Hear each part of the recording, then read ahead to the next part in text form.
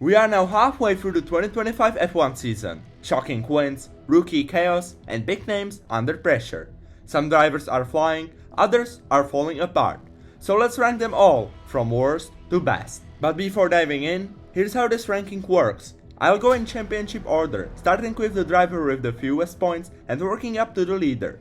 For each driver, I'll share my personal mid-season ranking, plus the standout moments that reveal their true potential, even if the results don't always show it. Let's begin. Starting with Doohan, a rookie thrown into a weak car.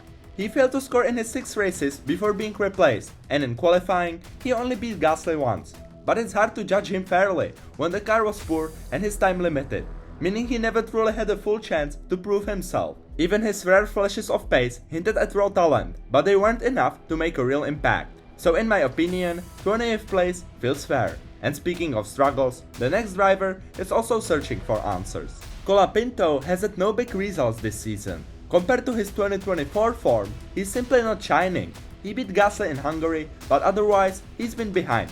The car isn't great, but he hasn't seized his moments. He's also had a few promising qualifying laps where he seemed ready to score, only to lose positions in the race. That puts him even below Doohan, colder performance, higher expectations, landing him in last place. Moving on, we go from a quiet disappointment to a newcomer who's already shown flashes of real pace. Bearman's qualifying record versus Ocon is 7-7, solid for someone so new. He scored 8 points, but more often than not, he's finishing just outside the top 10, scraping 11th or narrowly missing points. On the other hand, he's made some big mistakes, accumulating 8 penalty points. He has real pace, yet he needs cleaner racing. When he does put it together though, he's capable of locking on strong qualifying positions and fighting for points. He's definitely one to watch if the car improves, which is why 15th place feels right. Now we shift from a promising rookie to a driver dealing with the pressure of a big name team. Tsunoda had a promising start in the first 2 races with Racing Bulls, but after moving into the second Red Bull seat, his form dropped. He scored just 7 points compared to his teammates' 151, and the Imola mistake only made things worse. That said, the second Red Bull seat has been challenging for almost everyone, so I can't really blame him for struggling. He lands at the 19th place. After that, we have someone who's starting to put it all together on track. Bortoleto began the season weak, but the recent form is strong. He's outqualified Hulkenberg 8-6 and outperformed him in the last 4 races. 14 points in the last 4 GPs. Momentum is clearly building. His confidence is growing and he's starting to show the kind of adaptability that could make him a top midfield contender by season's end. This surge in form earns him a strong 9th place. Definitely one of the season's standout performers so far. And if he keeps this pace, the second half of the season could be even more impressive. Now, we move from a driver on the rise to a driver struggling to meet high expectations. Sainz is 38 points behind Albon in the same car. His qualifying deficit is small, but his race pace has been worse than expected. Inconsistent weekends, sometimes solid results, other times mistakes, like his first race incident, have cost him dearly. He's showing glimpses of skill and experience, but the mistakes have piled up. The Ferrari expectations weighed heavily, and right now, he's 16th in my ranking. Next, let's look at another driver who's recovering from a rough start and finding his rhythm. Lawson struggled early in Red Bull and was swept out after just 2 races. When he moved to Racing Bulls, he still struggled, showing a tough adaptation period. And in qualifying, he's outqualified by Hadjar 9-3. But lately, he's recovered, 16 points in the last 4 races, often beating Hadjar. He could have been higher in the ranking, but the midfield is so tight that small margins make a big difference, so I've placed him 18th. Now, let's move on to a driver who's quietly been overperforming all season. Gasly scored 20 points with one of the worst cars for most of the season. His best finishes include 6th at Silverstone and 7th at Bahrain. Neither of his teammates this season, Doohan or Colapinto, has scored a single point, which really highlights Gasly's consistency and skill. Even when the car struggles, he manages to extract decent pace and avoid unnecessary mistakes, so that consistency earns him 10th place in my ranking. Moving on from that steady consistency, we jump to a rookie who's shown flashes of brilliance. Hadjar's early races showed promise, with points on the board and frequent qualifying wins over his teammate. However, his race results haven't always matched that one lap speed, sometimes due to limited race pace, other times down to bad luck, often leaving him stranded just outside the points in P11. Still, his performances have been phenomenal for a rookie, showing flashes of brilliance that could easily put him in the running for the Rookie of the Year. Even with a slight dip in form, only 1 point in the last 5 races, he's proven he can perform at a very high level. So for now, he earns a well-deserved 8th place. Next up, we move from a standout rookie to a more experienced driver working to find his rhythm. Stroll has the same points as Alonso, but is 0 to 14 in qualifying. His race pace is stronger, allowing him to recover positions impressively, with Hungary in particular showing encouraging form. Overall, he's had a clean season with no major crashes, but that qualifying deficit holds him back. The grid is tight and small differences matter a lot, so I've placed him at the 17th place. Next, we continue with a driver whose season has turned around. Alonso had a rough start, crash in Australia, technical problems in China, but since Spain, he's been scoring in almost every race. Out-qualifying Stroll 14-0 shows his pace, even if points don't reflect it. P5 in Hungary was a highlight. Veteran skill shines here and momentum is building.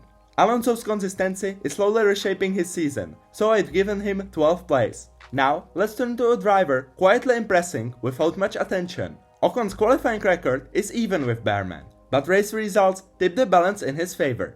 With a best finish of P5 in China, consistent point scoring, and a quiet effective approach, he delivers no drama, just solid performance and the ability to capitalize when opportunities arise. That steady reliability earns him 13th place in this ranking.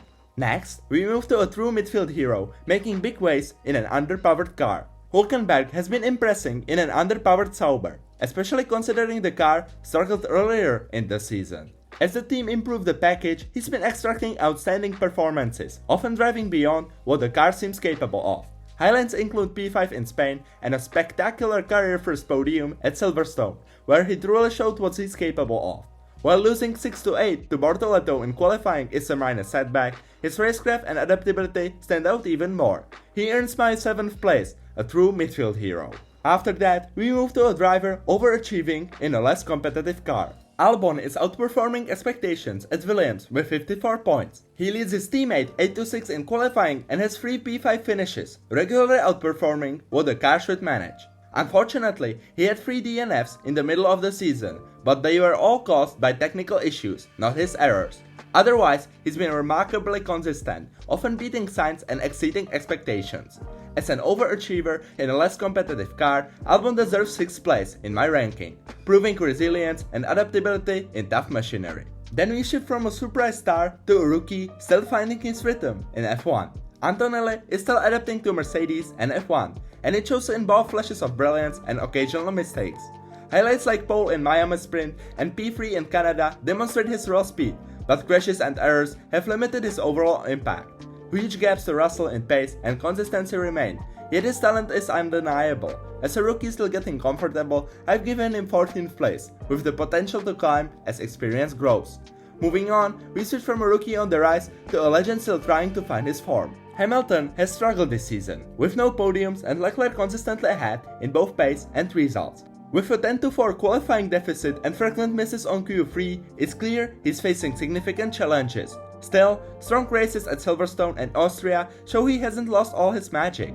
Compared to his teammate, Hamilton is underperforming for a 7-time champion, earning him 11th place, but his experience and occasional moments of brilliance show he still has the tools to bounce back. Next up, we go from a veteran fighting to keep up to a driver delivering strong performances even under pressure. Leclerc has carried much of Ferrari's performance this year, scoring 5 podiums and 1 pole in Hungary, consistently outperforming Hamilton and maximizing the car's potential.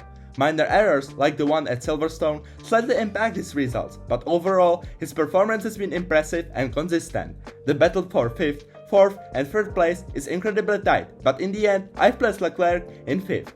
Now we move from Ferrari's frontman to Mercedes' consistent point scorer. Russell has completely outperformed Antonelli this season, leading 13-1 in qualifying and securing 1 pole and 1 win.